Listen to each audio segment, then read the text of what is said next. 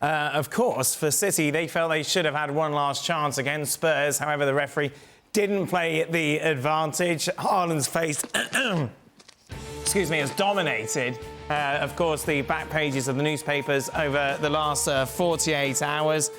You can see, actually, when you look at the footage, that he does lay his hand on the referee, Kovacic as well. It laid contact on him, but the referee has clearly not mentioned that in his report, or not mentioned it as being significant enough for him to warrant, taking further action.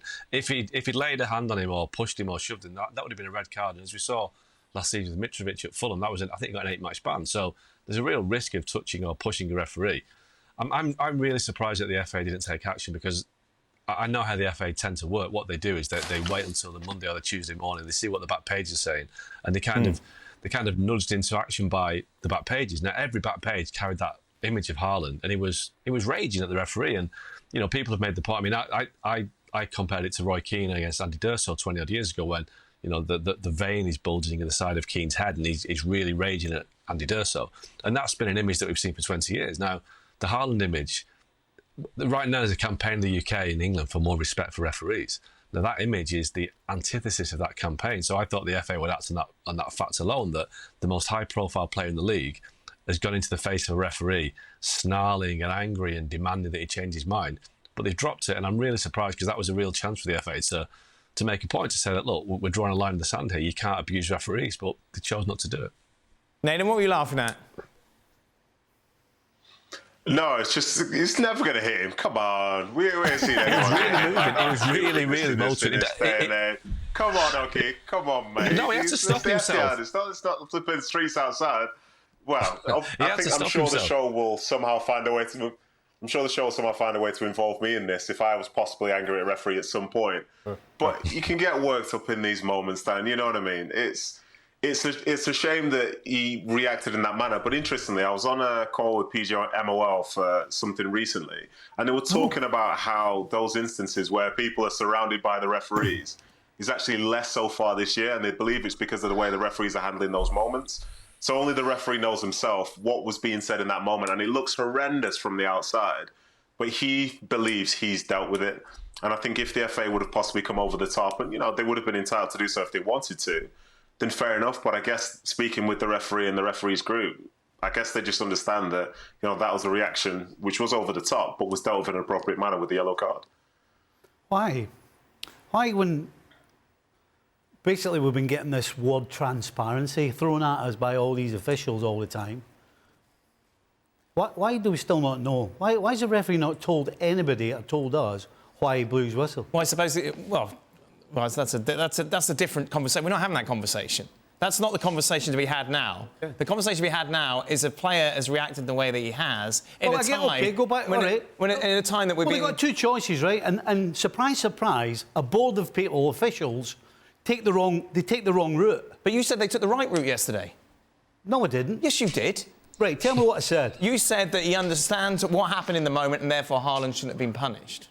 So you don't know what you're talking about. Again, whatever suits you. I said, if any player, Haaland and Kovacic, touch the referee, they deserve all they get. So why did you defend them so staunchly yesterday? Go on. Are you finished? I'm asking you. All right, I'll start again. OK. I said that Haaland and Kovacic and anybody else puts their hands on a referee, they deserve all they get. Right. And I followed it with, there are occasions when you just don't have a book and go, well, that and that. There are situations... So you've just completely contradicted yourself. This is a situation where you have to just... I'm talking about the suckling the referees. Why do you need to put that on the end of your argument?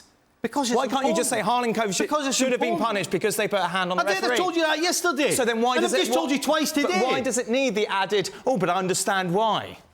Because in this particular situation... Understand? What do you mean understand why? Why have you put a caveat at the end of your argument that it's OK for them to act the way they did because it was such a bad decision? Because of the whole circumstance. But I'll tell you what, see, here's the thing. The only other option we have is that you're going to tell me we expect football players in a situation like that, when the referee has the most horrendous decision, we're expecting everybody to go, well, it's unfortunate, he's made a mistake, and I'm going to keep out the road. Do you think that's what we expect? No, I'm just saying, you start by saying, if you put your hand on the referee, you should be punished. Correct. So why isn't that Well, the end? Why isn't there a period at the end of that? That's not what they've done. They haven't punished him, exactly. But you want him punished, but then you add... Of course I want them punished for putting their hands on the referee. Right. So you're not listening. I am listening, Steve. I've told you 3 times. I do. If you I put just your don't hands know... on a referee, you should get exactly what Right, you deserve. good, so that's it. But why does it need the rest? Because they've got it wrong again. Right. They've got it wrong again. Right. Instead of punishing the 2 guys that put their hands on them, they've turned the situation into, oh, well, because they were all having a go and they're all surrounding them. So they've got it wrong again. Doesn't matter. These clowns, whatever happens, choose the wrong option, as always. And they've done it again. See, we got there in the end. We did get there in the end. The problem... So, out of everyone on the panel, I think you agreed yesterday there should have been punishment because there were hands on the officials. Yeah. Mm-hmm. So, why would Naden be such an ally for Erling Haaland and Manchester City? Maybe it's because he's got previous. Maybe because he knows exactly what it's like to lose your head at the heat of the moment. Oh, no. He's got Roy Keane being buzzed on the side of his neck and all. Hey, listen, one of many comparisons between myself and Haaland. We can get quite worked up at both referees. This is what we do. Wow. Hey, listen, the referee... Look at the gun show. In fairness, wow. There was a bit I should have been sent off, to be fair, because I'd lost my mind altogether. But the referee gave me yellow, and I was actually calmed down by members of the opposition side because I was lost. I could not see anything whatsoever apart from pure rage. But I've calmed down, I've apologised to him. I know it's the wrong thing to do, it's the wrong image, but that decision was probably worse than the one we saw a couple of days ago. So please let me off. I'm not usually like that. What was that decision? What was worse than that? A red mist there. Well, I like it. Yeah. Why weren't you on the Gab and Jules podcast, boys, this week?